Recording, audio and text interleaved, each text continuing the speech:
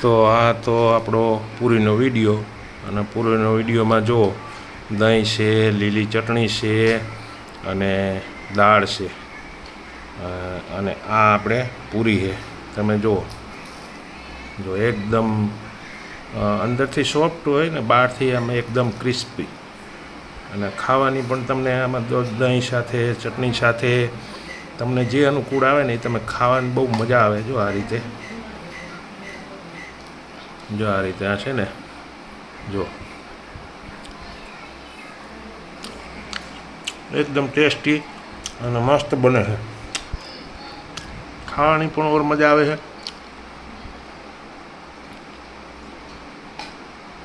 જો આ ચટણી. ચાલો મિત્રો, જય દ્વારકાધીશ. કેમ છો બધા? મજામાં ને? જો આપણે આજે બનાવવાની છે પૂરી. તો પૂરી બનાવવા માટે જો આટલો રવો લઈ લીધો છે, 1 વાટકી જેટલો રવો છે. હવે એને આપણે ગરમ પાણી નાખી અને પલાળી દઈએ.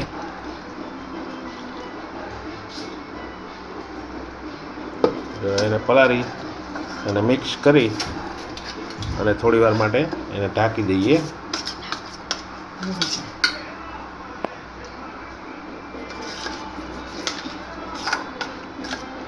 એટલામાં તો આપણે બીજી સામગ્રી તૈયાર કરી લઈએ.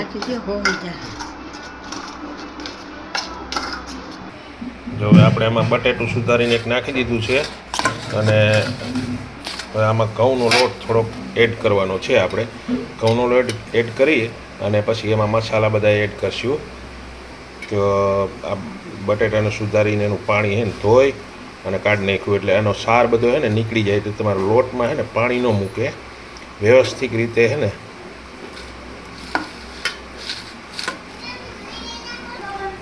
જો આમાં લસણવાળી ચટણી એડ કરી દીધી છે, અને એમાં આપણે સાદા મસાલા બધા જો એમાં એડ કરીએ. જો 1 ચમચી ધાણા જીરું પાવડર નાખવાનો, પછી મરચું આપણે નાખી દીધું છે, એટલે અડધી ચમચી છે ને હળદર નાખવાની, અને 1 ચમચી છે ને હિંગ નાખવાની. આ બધા મસાલા એડ કરી અને થોડું એવું લાગે ને તો જીરું નાખવાનું તમારે.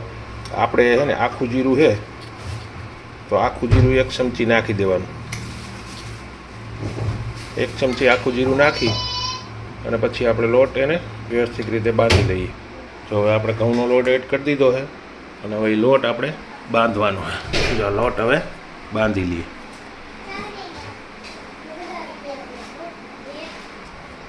જો આપણે લોટ બંધાઈ ગયો કમ્પ્લીટ રીતે. હવે એને આપણે પૂરી વણવાની છે, તો આપણે એને પૂરી વણવાનું ચાલુ કરીએ. ઓહો,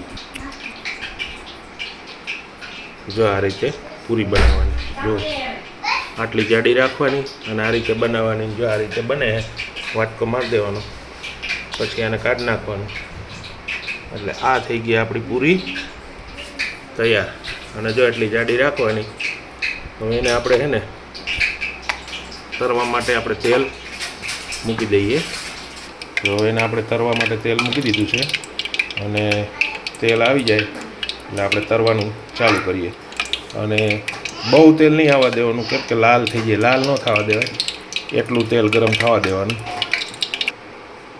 જો આપણે તેલ આવી ગયું છે, અને એક એક પૂરી આપણે એમાં એડ કરીએ, અને કેવી ખુલે છે એ પણ આપણે જોઈએ. આ રીતે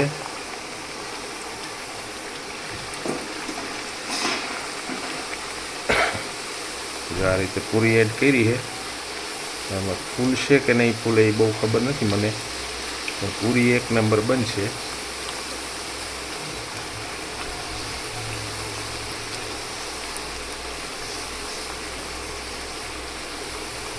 જો આ રીતે બને છે ને. હવે એને છે ને બ્રાઉન કલર થાય ત્યાં સુધી એને પાકવા દેવાની આપણે.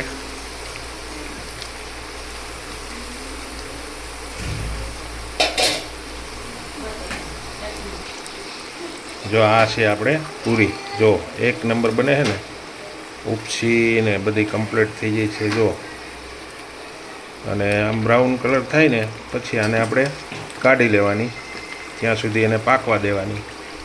1 નંબર વ્યવસ્થિત અને પૂરી બનશે 1 નંબર.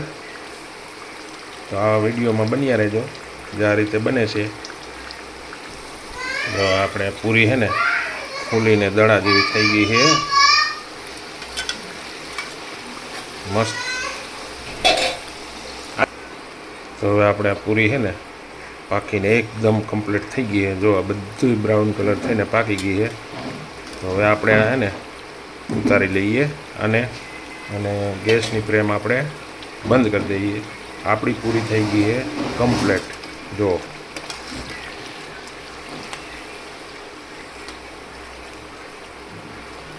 છે ને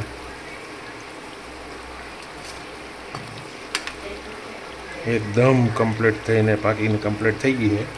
તો એને આપણે ઉતારી અને પછી બંધ કરી દેવાનું છે. જે આપણે એને બંધ કરી દીધું